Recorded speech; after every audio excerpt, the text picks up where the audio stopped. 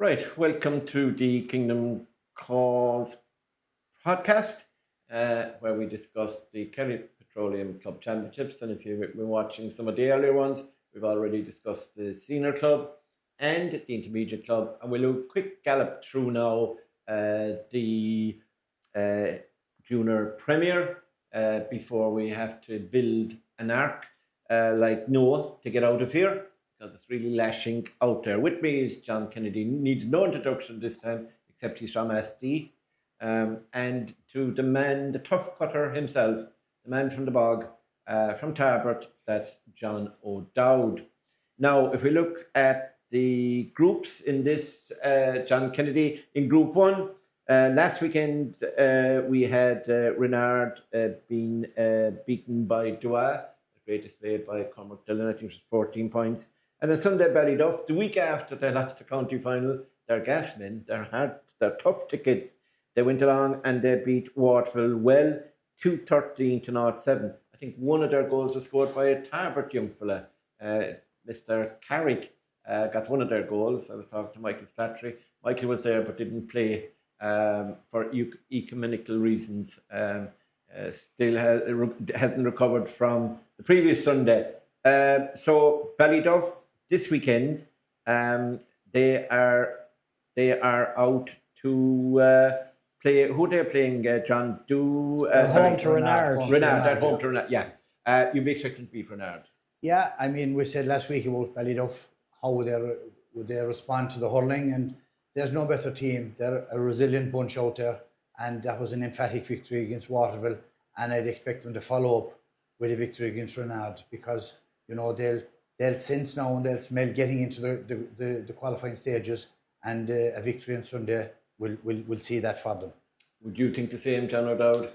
Yeah, I wouldn't underestimate Renard. No. They were the better team against Dua for a good portion of the first round. They scored 5 goals, but they ended up losing it then fairly comfortably by the finish. It's a long trek from Renard to go to Ballyduff, with the boost, and if they get another couple of players back, the boost of winning the game last weekend, you'd give Ballyduff the nod, but it won't be easy. They should almost hire a bus between them or share the bus down, because they are going to Waterville, am I right?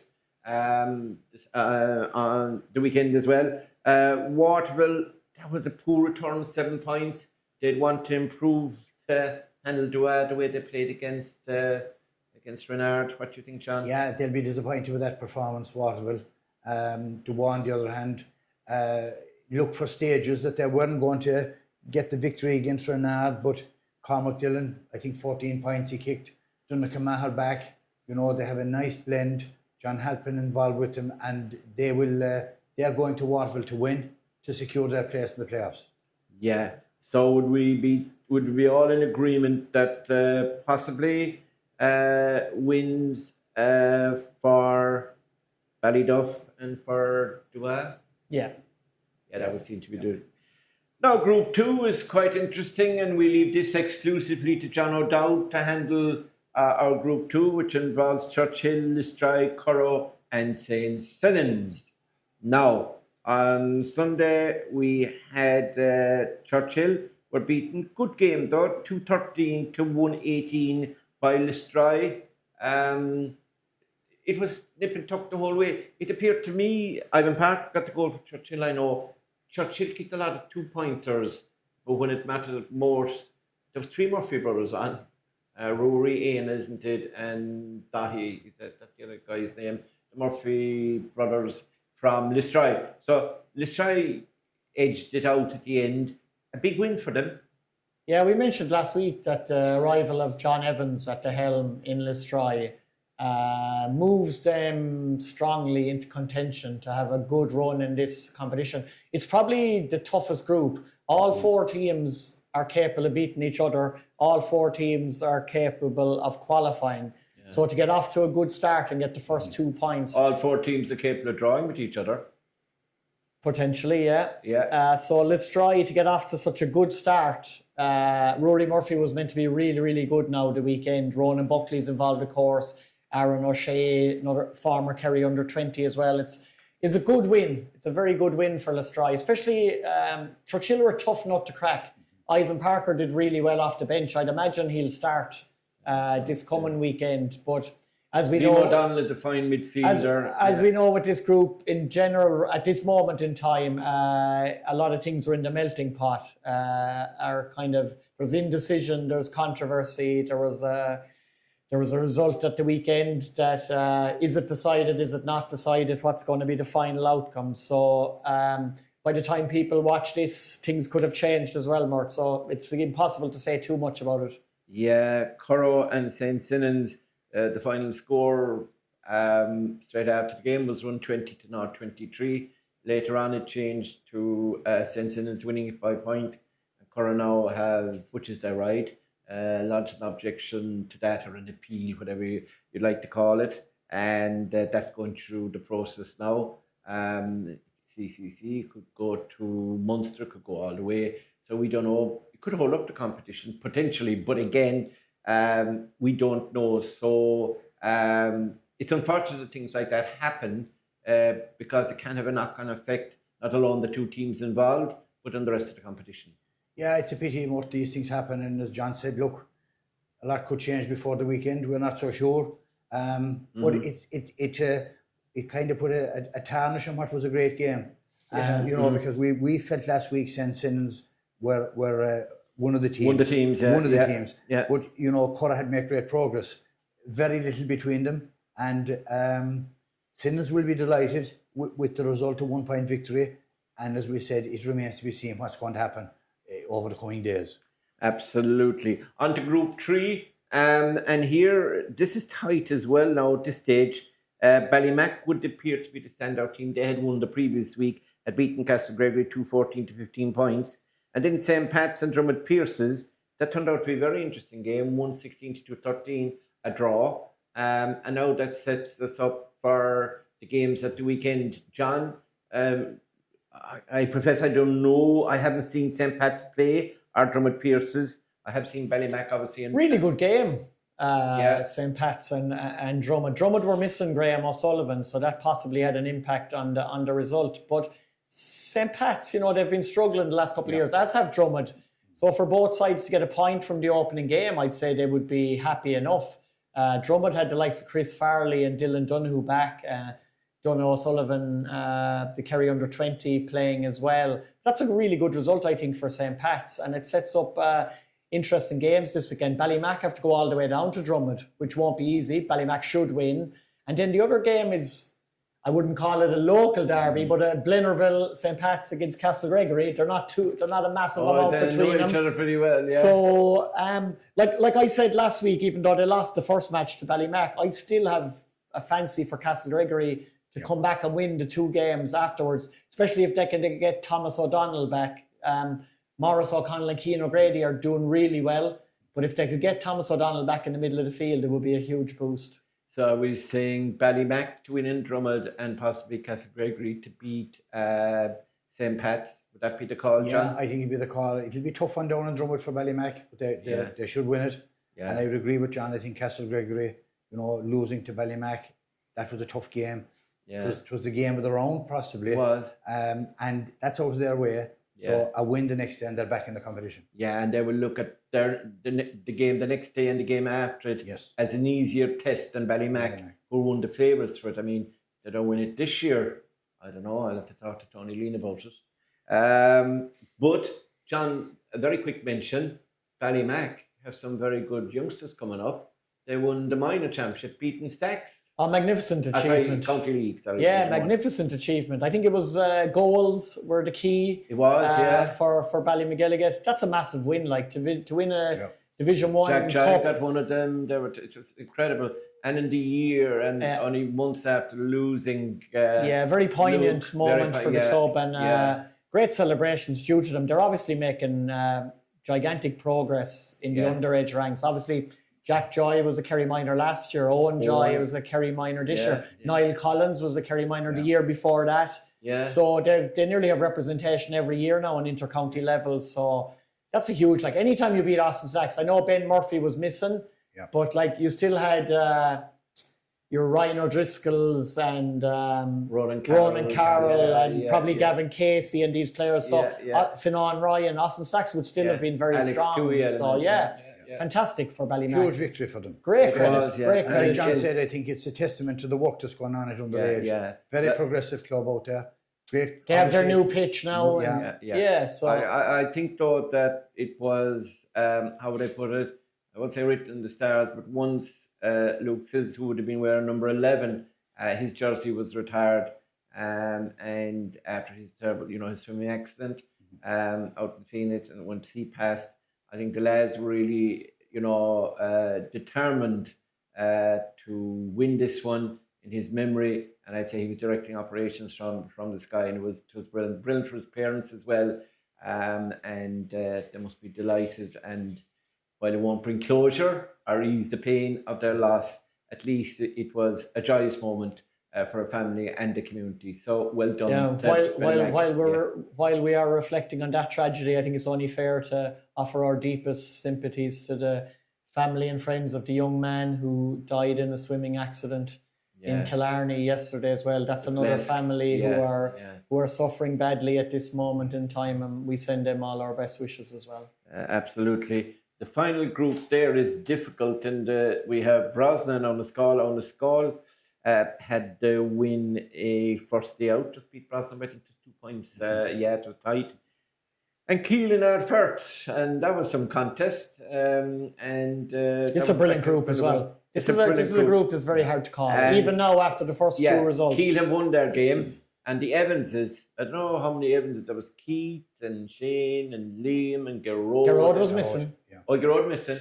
Wonderful. I mean, a great win for them against Ardfert, because Ardfert are a difficult team to beat.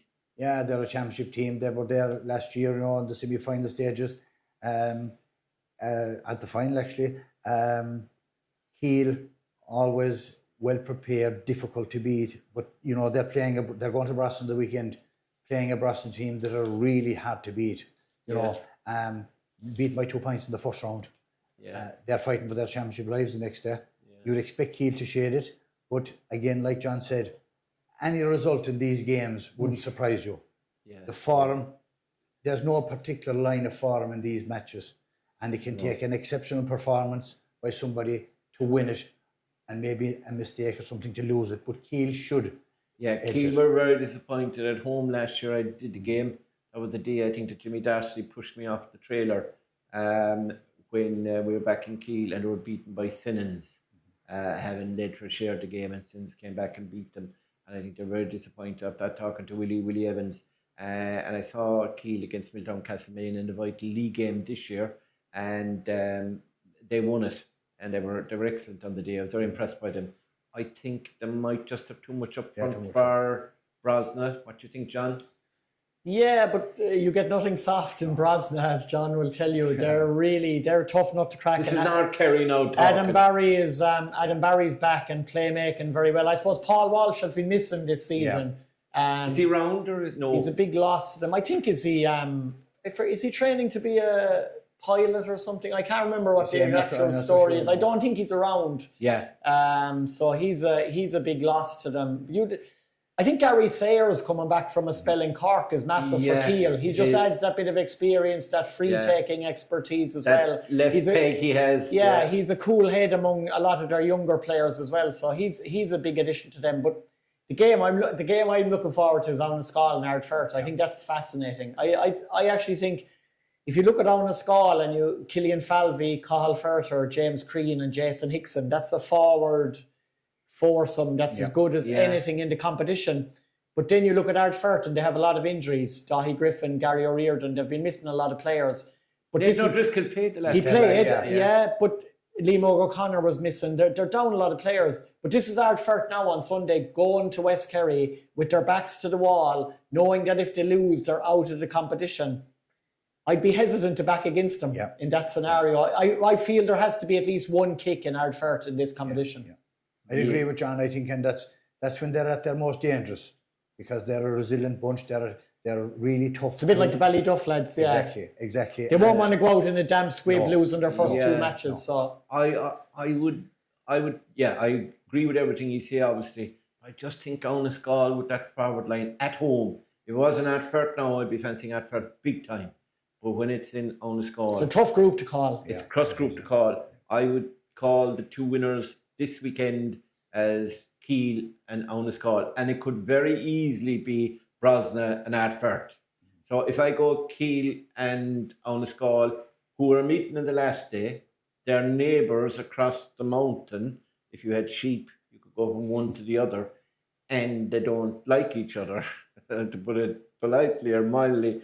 So that's going to be some final game to top the group. If they do happen to win, or maybe one of them will need to win, finish second or whatever, who do you think will win those two games? I think Kiel will have too much for Brosnan after a tough battle. Yeah. But like John, I Owenascall should do it, but don't rule out Atford because they have.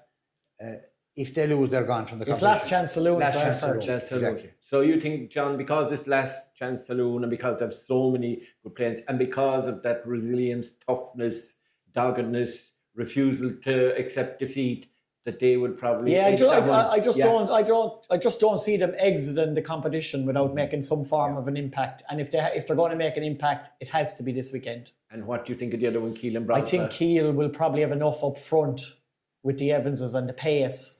It might just be a little bit too much for Brosnan, but they'll be made earn it. I tipped, do you remember last week we did, who do we tip for the final? I forget what G did. I'm just looking down here. I did Ballymac and St. Sinans. I'm still in, I suppose. I still have a chance. What do you think? We're still there. Who did you go? Atford, Kiel? What did you go? No, I forget who you went. Ballymac was one of them. Ballymac was one, yeah. I Who was think I the went other one? Atford. You went at Ballymac, Atford, probably. John, can you remember yours? You have a great memory. I think it was Ballymac and St. Simmons as well. We agreed. I think remember so, New yeah. Zealand first thing we ever agreed with in about 14 years. As far as I know, yeah. Yeah. So that's it. So now, as John, thanks for your being here this evening. The evening is wet, and I know you walked in. It's intriguing to think of the games we have to look forward to the weekend. If we could only be at every one of them, we can't. But 25 matches. Yeah. 25 games. And there's one man here who, for his newspaper, he previewed every one of the 25 under his brutal boss, who's often here with us on the show. Old Damo will be at home if he's watching this and wondering. He'd be saying, that's very lowbrow stuff, Mortimer. But yeah, so that's the end of our previews for this week. Now remember, all the games in the Kerry Petroleum Senior Club Championship and Intermediate Club Championship are live and exclusive. We'll have lads at every venue in those competitions over the weekend covering those. You can watch them starting on Friday night in Killeen for Stacks and Nagale, and moving right through Saturday and Sunday as well. I think 4 o'clock Sunday is there's two late kickoffs there. Both the senior. One of them is Dingle, where we are at. Dingle And one's intermediate. Desmond's in Glenflesk. Oh, Desmond will test one is intermediate, yeah. So they'll be the two final games. And if you are got the annual pass on Clubber, you will be able to see those games. And then the ones that you've missed that you'd like to have seen Sunday night, Monday night when it's quiet, instead of watching Garda Patrol or whatever it is called, just go and watch. You might see John Kennedy and both. Garda Patrol is long gone, I think. Is it? I don't know what channels you're watching, Mort. I think I've aged myself there quite a bit in that last comment, but we'll ignore that. John C. O'Shea was on desk duty, a cameraman and producing these podcasts. Maybe you were on Garda Patrol one time. Yeah, well, that was my life as a guard. Nothing else, not as a criminal. So that's it for now. We'll hear you or see you over the weekend, and we'll be back next week to look at what we got right and what we got wrong. Bye for now.